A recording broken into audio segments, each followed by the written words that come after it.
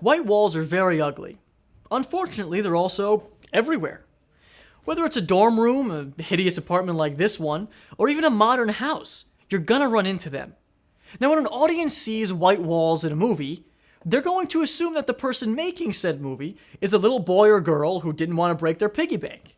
So inevitably, you're going to have to rely on many compositing techniques to make your white-walled interiors into something passable. In the office building that we used for our action movie, Evasive Maneuvers, we were faced with the white wall problem.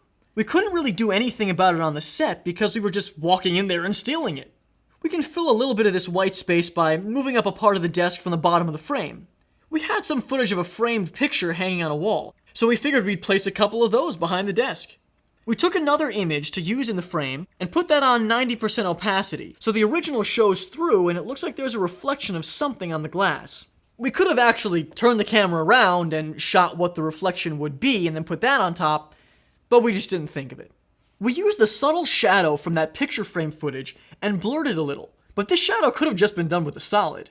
If you're actually controlling the space, try to fill up the white walls with as many pieces of furniture or lamps or picture frames or anything, things that could be purchased at Walmart and returned, for example. This is a scene from our road trip comedy, Who Stole the Electric Car? We built a part of a hotel room in our apartment. We didn't attempt to return the wooden chair rails to Home Depot, but I'm pretty sure we could have. This shot did have a composite out the window of a skyline. It was a bit tricky because of the rotoring and motion tracking, but it helped sell the room. The really crazy thing that's going on here is the fake wallpaper. We just printed it out on copy paper and taped it to the wall. Mostly the seams were hidden by the pattern, but there were a bunch of places that we had to use simple wire removal filter to get rid of them. There were also some that we cut out a piece of the footage and scaled it to cover the seam. A way to get rid of white walls is just to paint them whatever color you want. But that's fairly impractical, and it could get expensive too. In this other scene from Who Stole the Electric Car, we used poster board to cover up the white wall. Those picture frames are from a dollar store, and the artwork inside of them was printed out on paper. When you have the reflective glass over the picture, you can get away with anything, because no matter what texture it's supposed to be, it's gonna be the glossiness of the glass. Now in theory, this shot should not have had any effects, but we can see the seams. Now if the depth of field were shallower, you probably wouldn't see it.